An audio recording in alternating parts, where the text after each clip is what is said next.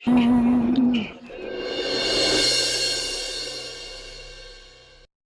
नआएको भए के भए म मर्ने हो बुझ्नु भयो नि मलाई मर्न दिनु के मलाई मर्न दिनु मलाई मर्न दिनु तिमी पागल भयो तिमीले मलाई बुझ्दैनौ हैन ल ठीक छ म साच्चैको मर्दिन्छु मेरो पापा मम्सलाई सुनाइदिनु के म मरे तिम्रो माया भनेर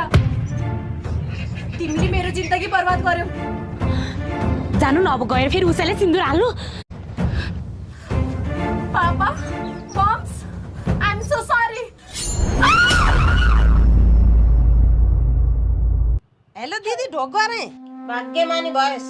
किन सम्झी चन्द्रकला किन सम्झ्या भन्नु दिदी अब दुखाको खबर छ सुनाऊ कि नसुनाऊ के भयो चन्द्रकला त्यस्तो तपाईको बुढा त्यो क्या काले अब तपाईको बुढा भन्ने थाहा थिएन बल्ल थाहा पाएँ अब ती त अनि तपाईलाई सौदा हाल्दै छ नि त